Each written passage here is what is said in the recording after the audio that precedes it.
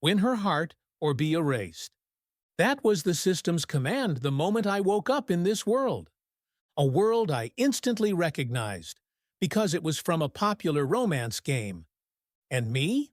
I wasn't the male lead. I was the arrogant, emotionally stunted CEO villain, the failed second male lead who existed only to make the protagonist's love story more dramatic.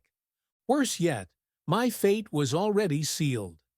In the original storyline, I chased the female lead relentlessly, confessed my feelings with everything I had, and was coldly rejected, publicly humiliated, and ultimately written off. But this time was different. This time, I had awareness. I had choice. And when the system told me to make her fall for me, I refused. I wouldn't beg for scraps of affection. I wouldn't play the fool. If she hated me, then so be it. So I stayed away. No grand gestures, no awkward confessions, no forcing fate to bend. But something strange happened. She didn't act like the heroine I remembered. She looked confused when I didn't pursue her, tensed when I was indifferent. And the more I avoided her, the more she tried to understand me. Then one day, she showed up at my office, eyes wide, voice trembling. "Why are you ignoring me?" I stared at her, silent. And in that moment, I saw something I never expected to see. Not hate, not pity, but fear. Fear of being forgotten. And that's when I realized, in this new life, I might not be the only one rewriting the story. In my past life, I was an overworked investment banker who died from a stress-induced heart attack at 32. No wife, no kids, no real legacy. Just a fancy job title and a cold, empty apartment. So when I woke up in the body of Reynard Cross, the infamous second male lead of Falling Into You, I laughed. Not because it was funny, but because I knew how this story ended, and it wasn't in my favor. Reynard was the classic trope. Rich, cold, emotionally unavailable. He ruled the city's business world with an iron fist, made people tremble with a single glare, and fell hopelessly, pathetically in love with the female lead, Aria Winters. In the original game, he chased her with everything: money, power, loyalty. But Aria? She loved someone else. The sunshine male lead, the childhood friend, the good guy. And Reynard?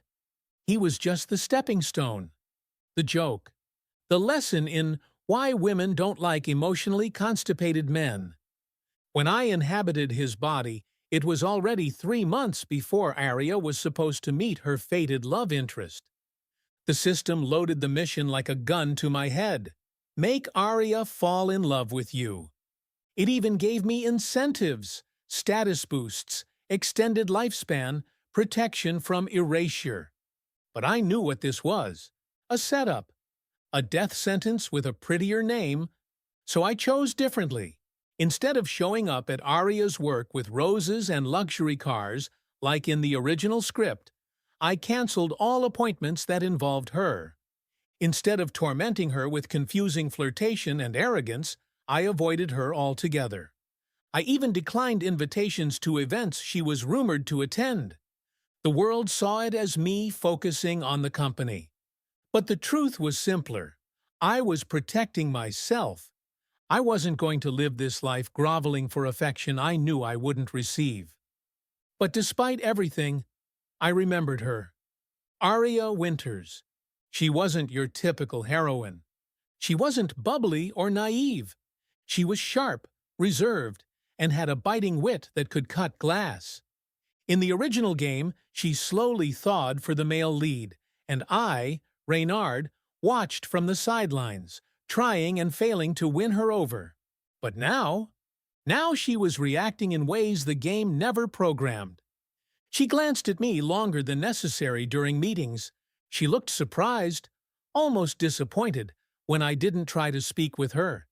And once, I caught her watching me from across the room, her eyes unreadable. There was no script for this, no guidebook on what to do when the character who hated you started acting like she was the one falling. And me? I wasn't prepared. Not for her attention. Not for the quiet hope creeping into her gaze. Not for the version of Arya who looked at me like I was more than just a mistake written into someone else's love story. It started with a gala, one of those glittering, hollow events full of forced laughter, clinking glasses, and eyes that watched too closely. I wasn't supposed to go, had specifically cleared my schedule to avoid it, but a last-minute merger deal forced my hand. I arrived late, wore my usual black on black, stayed near the exit. I didn't even know Arya would be there, but when I walked into the ballroom, I saw her. And time stuttered. She stood at the center like she was carved from light. Black satin dress, low back, her dark hair twisted into a soft knot. Elegant, sharp, completely out of reach. And then she smiled, not at me, at him, Lucas Hale, the true male lead. Just as the original script foretold, the Sunshine Boy with Golden Retriever energy had arrived right on time. I watched from the shadows as he greeted her like they hadn't missed a single heartbeat, like they hadn't grown up apart for the last 10 years. And Arya? She laughed. Actually laughed. The sound soft and rare, like piano notes in winter. It was happening. The game was back on track. Destiny was correcting itself. I turned to leave, but someone stopped me. CEO Cross, the waiter whispered, slipping a velvet envelope into my hand. This was left for you. There was no name on it. Just one sentence, scrawled in delicate handwriting. I thought you were different this time. I blinked. My heart stumbled. What did that mean? I looked back across the ballroom at Arya. She was no longer laughing. She was looking straight at me. Her expression unreadable, eyes sharp, mouth pressed into a thin, disappointed line. She turned away before I could react. I stood frozen, surrounded by the buzzing crowd, holding a letter that made no sense, because we had barely spoken in this timeline. I had done everything to stay away from her. So why did it feel like I had already let her down? Why did her eyes look hurt? That night, I couldn't sleep. I read the letter a dozen times, searching for meaning that didn't exist. No signature, no context. But one thing was clear. Arya remembered something she shouldn't. And for the first time since arriving in this world, I felt something tighten in my chest. It wasn't fear, it was something worse. Hope. I stared at the letter for the 50th time. I thought you were different this time. Time. This time. It wasn't just a poetic phrase.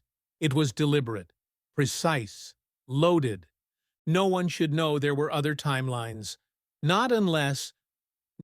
I couldn't let myself believe that. System, I called out inside my mind. Did someone else awaken? There was no answer. Just silence, like I was screaming into a void. I tried to brush it off, tell myself it was a coincidence, that maybe she was referencing something else, some moment between us I had forgotten or she had misinterpreted. But I knew better. Ever since I stopped chasing Arya, the script had started to unravel. She wasn't supposed to notice me. She wasn't supposed to care. And yet, after that gala, she started showing up. Once at a board meeting she had no stake in. Once at a charity event I never saw her attend in the previous timeline. Once, most unsettling of all, outside my office, standing beneath the cherry blossom tree I had planted in secret years ago. I found her there one afternoon, looking up at the pink blooms with a strange sadness in her eyes. I almost turned away before she noticed, but then she said, without looking at me, "I used to hate you." My breath caught. She didn't turn around, just kept staring at the blossoms like they held answers we both couldn't reach. "I know," I said quietly, cautiously. You made it clear. A ghost of a smile crossed her lips. You were arrogant, cold, always trying to buy affection with power. She paused. But this time, you're quiet, avoidant, distant. My fingers curled at my sides. She glanced back. It almost hurts more. I didn't know how to respond. I was afraid if I said too much, I'd break something delicate forming between us, something unscripted. Why does it matter? I asked, keeping my tone neutral. We barely know each other. She looked straight at me. That's the thing. I feel like I do know you. My heart dropped. I wanted to believe it was coincidence, that maybe the universe was playing tricks on me. But late at night, alone in the penthouse that once felt like a fortress and now felt like a cage, I kept thinking back to her eyes at the gala. That letter, those words, and the fact that every time I looked at Arya, I felt like I was standing on the edge of a cliff with no idea what lay beneath. Could she remember? Not consciously, but flashes? Emotions carried over from a timeline she didn't know existed? If so, that meant she was changing. And I was too, because I wasn't just avoiding her to escape rejection anymore. I was avoiding her because I didn't want to fall. Not again. Not when I'd sworn to never play the fool. But every day she chipped away at the walls I built. A kind glance here. A curious question there. Not flirtation. Something deeper, intentional, familiar. I started seeing her in places I once overlooked. Her fingers tapping anxiously during meetings. The way she bit her lip when she wanted to speak, but held back. And once, late at night, I walked into a convenience store near my building and found her there, alone, buying instant ramen. She blinked when she saw me. You live around here? I nodded. She smiled. Me too. I moved 2 weeks ago. 2 weeks? Right after the gala. Right after the letter. My chest tightened. I stood there in silence as she paid and walked past me. Then I heard her whisper softly, just loud enough for me to hear. Stop running. I don't want to be your enemy this time. This time. Again. I stood frozen as she disappeared into the night. I wanted to believe I imagined it, that I was projecting feelings I never should have allowed to resurface. But the truth was staring me in the face. Arya wasn't following the script anymore. And maybe, just maybe, neither was I. It was supposed to be a routine quarterly shareholders meeting. I was there early, sitting at the head of the long mahogany table, flipping through reports, just to distract myself from thinking about her. Arya hadn't shown up yet, which was unusual. She never missed these meetings. Then Lucas walked in, smiling, confident, a little too casual for a room filled with billion-dollar decisions. "Morning, Reynard," he said as he took the seat to my right. "Lucas," I nodded back, keeping it polite. I expected the usual corporate small talk, but instead he pulled out a folded document from his inner coat pocket and placed it in front of me. "Thought you'd want to see this first, before Arya brings it up." I glanced down. My chest went still. It was a merger contract. Not a fake, not a proposal. It was real, signed, stamped, and next to Lucas's signature. Arya v. Astor. My hand clenched the paper. They'd filed for a private partnership, joint equity, equal power. She hadn't mentioned a word to me, not a whisper. Not after all those near confessions, all those looks, the late-night store, the tree, the letter. I felt something cold pour down my spine. "She approached me about it weeks ago," Lucas said casually, as if we were just chatting over coffee. "Said she wanted to build something new, outside of your shadow." My throat tightened. He leaned in, eyes gleaming. "You know, she used to say you were manipulative, controlling, that you always made her feel like a pawn in someone else's game." I didn't respond, because those were her words, from the original timeline. Lucas smiled wider. But this time, she's different, calmer, smarter, and not afraid to take what she wants. The rage didn't hit all at once. It built slowly, fused with confusion. Pain. Why? Was this her way of punishing me for pulling away? Did she remember more than I thought? The meeting started, but I barely registered the words being said. And then, 30 minutes in, the door opened. Arya entered, late, composed, dressed in a slate-gray suit I'd never seen before. And she didn't look at me. Not once. She sat beside Lucas, smiled when he leaned in to whisper something, laughed softly. I watched the two of them like strangers who were never supposed to meet. And yet, here they were, rewriting the story in real time. And for the first time since arriving in this world, I felt powerless. After the meeting, I cornered her in the hallway. "Why didn't you tell me?" I asked, holding up the contract. She met my eyes calmly. "Because I didn't owe you an explanation." "Arya?" "You said you didn't want to be involved," she cut in sharply. "You made that choice. You've kept your distance since day one." I froze. She stepped closer. Her voice dropped. "I gave you a chance to prove you were different? You didn't even try?" I searched her eyes for anything. Resentment, regret, hesitation. But all I found was quiet resolve. And then she said it. The sentence that shattered everything I'd believed. "This time, I didn't fall for you."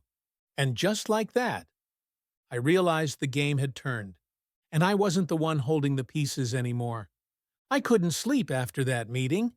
The city buzzed outside my penthouse windows, but my world had gone dead silent. Her words echoed over and over like gunshots in a hollow room. "This time, I didn't fall for you." She was right. I didn't try. I had convinced myself that avoiding her would protect us both, that if I kept my distance, I wouldn't get hurt again, and she wouldn't suffer because of my obsession. But instead of saving her, I pushed her into someone else's arms, and not just anyone. Lucas, the one person I never trusted. The next morning I made a decision. No more watching from a distance. No more letting the script write itself. If this was going off the rails, I'd face it head on. I showed up at her office. No appointment, no warning. The receptionist hesitated. "Ms. Astor is in a meeting." "I'm not leaving," I said, voice low. Moments later, her door opened. Arya stood there, stunned. "Reynard? Can we talk?" I asked, quiet but firm. She blinked, then nodded once and stepped aside. The room was sleek, modern, cold, just like how she'd been with me lately. I closed the door behind us. "I need to know the truth," I said. She raised a brow. "Which truth?" I stepped forward. "Do you remember it too?" Her face froze. "I saw the letter," I continued. "The words you used. This time. I thought you were different. You don't say things like that unless you've lived it before." Her lips parted slightly, but she didn't speak. My voice cracked, just a little. Do you remember the other timeline?" The silence between us stretched like a wire ready to snap. Then she turned away from me, slowly, painfully, and whispered, "At first, I thought they were just dreams." My chest caved inward. "Little pieces," she said. "Moments, feelings. I'd wake up crying and not know why. I'd see you in a room full of people, and my heart would ache like I'd already lost you." I stepped closer, breath unsteady. "I thought I was going insane," she whispered, "until I saw you at the gala, standing alone, looking like a ghost that recognized me." She turned back to me now, eyes brimming.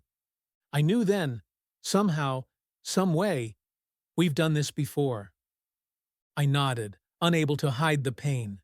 "And every time, I failed you." A single tear slid down her cheek, but this time You didn't even try. I was scared, I admitted. Scared that if I tried again, I'd ruin you again. I thought if I stayed away, you'd finally be happy. She looked at me like she wanted to scream and sob all at once. And instead, I ended up next to Lucas. I swallowed. Do you love him? She flinched. No, she whispered, but I needed to see if someone else could fill the space you left behind. My throat tightened. And did they? She shook her head. We were both trembling now. I don't know what this is, she said, stepping forward, but I remember enough to know you once broke me. I remember enough, I said hoarsely, to know I would burn this world to keep you from breaking again.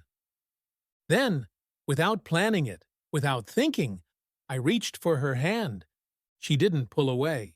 And in that fragile, suspended moment, the war between fate and choice reached a standstill. Arya didn't say anything when I touched her hand.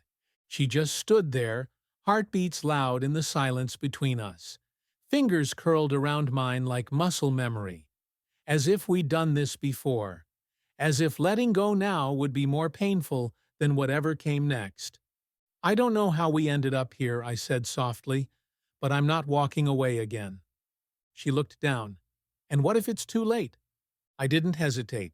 Then I'll start from zero. Her eyes flicked up to mine. Even if I hate you again tomorrow? I'll wait for the day you don't. She let out a shaky laugh, but it sounded more like a sob. You were always good with words, Reynard. Only when I mean them. We didn't kiss. We didn't fall into each other's arms like some fairy tale ending. Instead, she nodded, just once, and whispered, Don't make me regret remembering you. That was our beginning. Not a perfect one, but real. The next few weeks were a quiet storm. Lucas, of course, wasn't subtle about his disappointment. She's your weakness, and everyone sees it now, he told me in the boardroom. She was always my strength, I replied. He tried to sabotage the merger deal, tried to drag her down with threats and whispers, but Arya was sharper than he expected, and colder. She walked into his office one day and returned the signed partnership papers. With a calm smile, she said, I'd rather build something from scratch than let a snake own half of it. He didn't show his face at the next meeting. As for Arya and me, we didn't rush into anything. We worked together, sat across from each other in strategy meetings, argued about budgets, walked the halls like two executives with complicated history. But in the quiet spaces, when no one was watching, she'd glance at me, and I'd see flickers of that other world in her eyes. Do you remember the storm? She asked one evening as we shared coffee on her balcony. I nodded. We were stuck in a cabin, power out, and you said you weren't scared as long as I was there. She smiled faintly. I said that. You did. She turned to face me. Do you think we were meant to fall apart just so we could learn how to hold each other better? I paused, then replied, maybe we had to break in another life so we could heal in this one. The moment lingered, but fate, fickle, cruel fate, wasn't done with us. The following week, I received a letter, handwritten, no return address. I opened it slowly. You broke the loop, but the system doesn't forget. Every skipped mission has a price. The story may change, but the end always comes. I stared at the message, cold crawling over my skin. The letter crumbled in my hand as the weight of those final lines echoed in my head. The end always comes. I didn't tell Arya, not yet. She deserved her peace, no matter how temporary. That night, as she fell asleep beside me for the first time in this lifetime, I stayed awake, watching her breathe, memorizing the softness of her lips, the shape of her eyelashes, the way she curled toward me like her soul still remembered mine.